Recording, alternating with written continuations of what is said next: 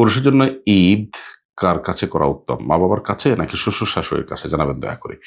আ ঈদ কোথায় করবেন? শরীয়ত আলাদা করে ঠিক করে দেয়নি যে আপনার মা-বাবা, শ্বশুর-শাশুড়ির কাছে করবেন। তবে অবশ্যই আ মা-বাবা বেঁচে থাকলে তাদের হক যেকোনো কারোর চাইতে বেশি।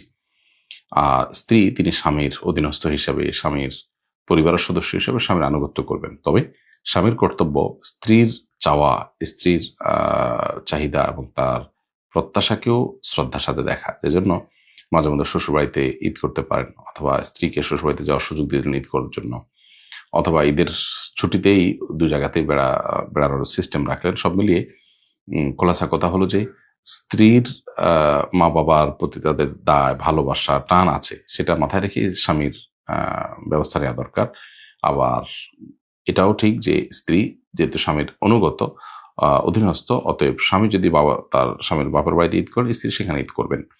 এবং স্বামীর জন্য শ্বশুর-শাশুড়িকে অবশ্যই মা-বাবার উপর অগ্রাধিকার দেওয়া উচিত না। তবে ১ বছর মা-বাবার কাছে করলেন, আবার শ্বশুরবাড়ি করলেন, অথবা ২-৪ বছর মা-বাবার কাছে করে হঠাৎ ১ বছর শ্বশুরবাড়ি করলেন, অথবা আপনি শ্বশুরবাড়ি না করতে পারলে স্ত্রীকে পাঠিয়ে দিলেন। এটা আপনার করা উচিত।